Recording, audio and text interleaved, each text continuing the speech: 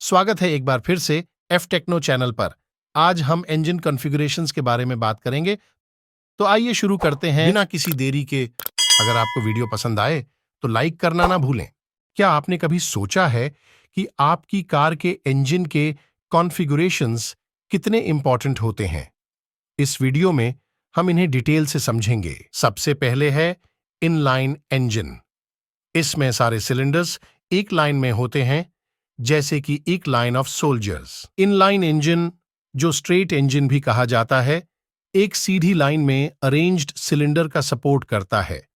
हर cylinder में एक piston होता है जो उसके अंदर अप डाउन होता है। वी शेप इंजन, यहां सिलेंडर्स दो बैंक्स में वी आकार में होते हैं, जैसे कि एक वी शेप इंजन, जिसे V6 या V8 के रूप में जाना जाता है, एक प्रकार का पिस्टन इंजन होता है जिसमें सिलेंडर्स वी शेप में लगे होते हैं। हर एक सिलेंडर में एक पिस्टन होता है जो सिलेंडर के अंदर ऊपर नीचे घूमता है। इस तरह के इंजन में दो बैंक्स होते हैं, हर बैंक में कुछ सिलेंडर्स होते हैं। अगला है फ्लैट या हॉरिजॉन्टली अपोज्ड इंजन। यहां सिलेंडर्स दो बैंक्स में क्रैंकशाफ्ट के ऑपोजिट साइड्स पर फ्लैट में होते हैं। हॉरिजॉन्टली या फ्लैट इंजन एक तरह का इंजन है जिसमें सिलेंडर्स और पिस्टन्स एक सीधे लाइन में या हॉरिजॉन्टल रूप में रखे जाते हैं। फ्लैट या हॉरिजॉन्टली वर्टिकली ओरिएंटेड इंजन्स में ये ऊपर नीचे जाते हैं। ये इंजन डिजाइन कुछ व्हीकल्स में इस्तेमाल होता है क्योंकि ये लोअर सेंटर ऑफ ग्रेविटी और बेटर बैलेंस प्रोवाइड करता है। फिर है बॉक्सर इंजन। ये फ्लैट इंजन्स की तरह होता है, लेकिन सिलेंडर्स एक दूसरे के ऑपोजिट साइड्स पर 180 डिग्री एंगल में होते हैं।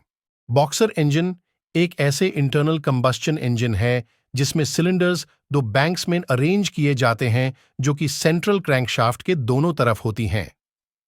ये डिजाइन एक लोअर सेंटर ऑफ ग्रेविटी और स्मूदर ऑपरेशन प्रोवाइड करता है क्योंकि इंजन के मूविंग पार्ट्स का बैलेंस्ड लेआउट होता है।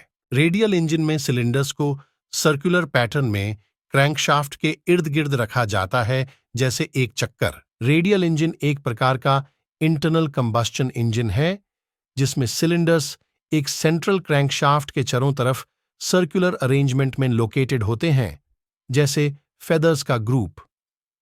ये डिजाइन इंजन को कॉम्पैक्ट बनाता है और अधिक पावरफुल प्रोवाइड करता है। ये इंजन पहले फ्लाइंग मशीन्स में प्रमुख रूप से इस्तेमाल होता था और आज भी कुछ स्पेशलिटी फ्लाइंग इंस्ट्रूमेंट्स में देखा जाता है। वंकल या रोटरी इंजन में एक रोटरी डिजाइन होती है जिसमें ट्रायंगुलर रोटर एक एपिट्रोकॉइडल चेंबर में घूमता है।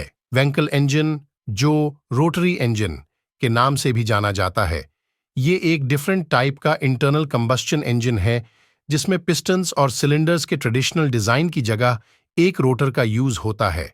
इसमें रोटर एक एक्सेंट्रिक हाउसिंग में घूमता है और इसके अंदर ट्रायंगुलर शेप के चेंबर्स होते हैं जिसमें कंबस्शन होता है। वैंकल इंजन अक्सर स्पोर्ट्स कार्स और रोटरी एयरक्राफ्ट्स में इस्तेमाल किया जाता है। फिर आता है W type engine.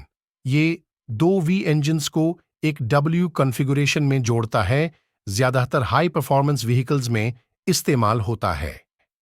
W type engine एक खास तरह का इंटरनल कंबस्शन इंजन है जिसमें सिलेंडर्स का कॉन्फ़िगरेशन डब्ल्यू आकार में होता है।